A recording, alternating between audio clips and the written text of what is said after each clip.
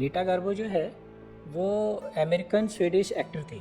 वैसे वो बहुत गरीब थी और एक नाई वाड़ा सलून में काम करती थी। एक दिन जब वो काम कर रही थी तो एक डायरेक्टर उसके सलून में आया और उसने उसको देखा। तो वो देखकर उसको बोला कि you are such a beautiful and you have such a photogenic face.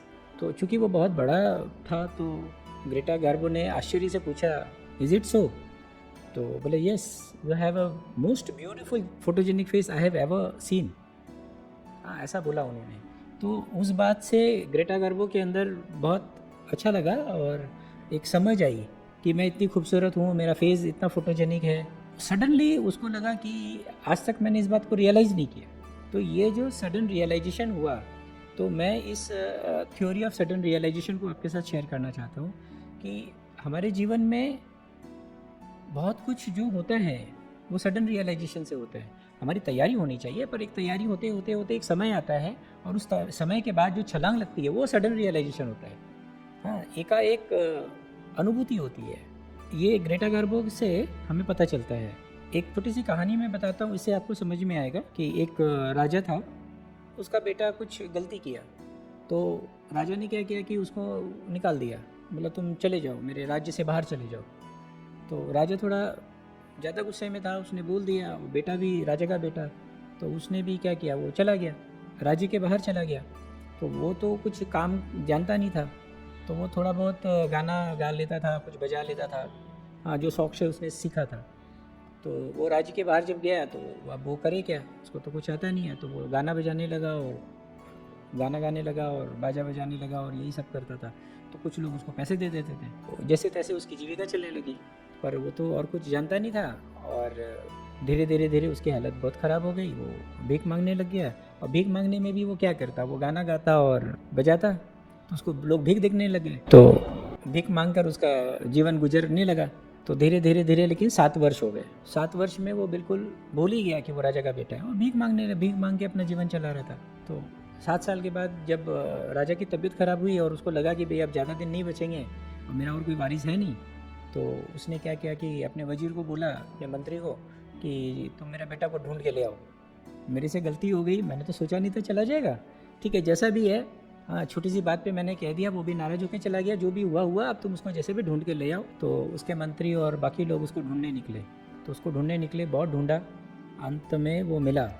तो मिला तो वो देखा, उसका जो मंत्री है वो एक आदमी से रिक्वेस्ट कर रहा है, हाँ, एक कि भाई मुझे कुछ पैसे दे दो क्योंकि धूप आने वाली है, गर्मी के दिन आने वाले हैं, धूप लगेगी तो मेरा जूता फट गया है। तो उसको कोई पैसे नहीं दे रहा है और वो सोच रहे हैं कि मुझे पैसे मिल जाए तो मैं जूते सिलवा लूँ, और उसके कपड़े फट गए हैं और सारा कुछ हो गया है। तो ऐसी हालत में मंत्री ने देखा, मंत्री उसके पास गया। तो उसने तो मंत्री को पहचान लिया, मंत्री ने उसको भी पहचान लिया। तो मंत्री ने कहा कि महाराज छोड़िए ये सब, ठीक है, आपके पिताजी ने आपको बुलाया है, वो उनकी नाराज़गी दूर हो गई है, तो आप चलिए राजमहल चलिए। सिर्फ ये मंत्री के मिलने के 1 मिनट पहले तक वो भिखारी था, बिल्कुल दर दर भटक रहा था। उसके कपड़े फट गए, खाने को पैसे नहीं, जूते नहीं, कुछ नहीं, ऐसी हालत है, भिखारी की हालत। और 1 मिनट में जैसे ही मंत्री ने कहा कि आपके पिताजी ने आपको माफ़ कर दिया और आपको बुला रहे हैं, तो वो एकदम से राजा हो गया। वो तो उसकी पूरी आवाज़ बदल गई, उसका चेहरा बदल गया, उसकी शान बदल गई। हाँ, उसने फिर अपने लोगों को हुक्म दिया कि जाओ मेरे नहाने का प्रबंध करो और अच्छे वस्त्र लेकर आओ मेरे लिए, मैं तैयार होता हूँ। तो उसकी आवाज़ बदल गई और सारा पूरा व्यक्तित्व बदल गया। ये देख के मंत्री को बड़ा आश्चर्य हुआ कि ऐसा होता है। तो इसको हम कहते हैं कि थ्योरी ऑफ सडन रियलाइजेशन। तो मैं ये कहना चाहता हूँ कि ये थ्योरी ऑफ सडन रियलाइजेशन हम सबके लिए बहुत समझना ज़रूरी है। ग्रेटा गार्बो के साथ भी ऐसा ही हुआ।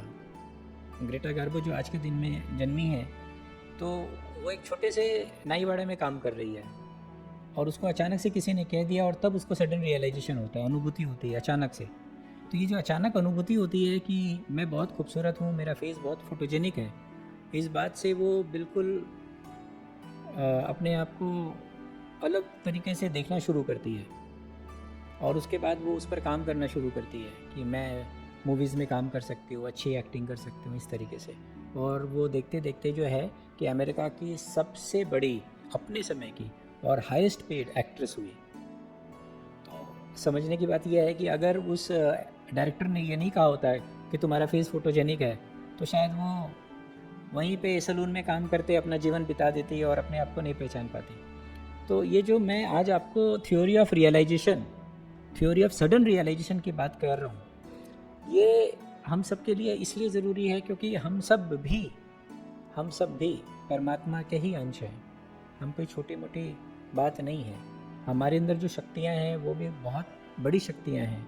हम सब नहीं जानते उन सबको। हम तो क्या है कि हम अपने आप को भूल बैठे हैं। हमारा अपना स्वरूप हमें नहीं पता है कि हमारी क्या क्षमता है। तो ये हमें समझना चाहिए कि सडन रियलाइजेशन चीज़ होती है, और अगर कोई गुरु हमें रियलाइज़ करा दे और आप रियलाइज्ड हो जाए तो उसी क्षण आपके अंदर भी रूपांतरण आ सकता है। तो moral of the story is the theory of sudden realization works. तो ये हमें अपने जीवन में उतारना चाहिए।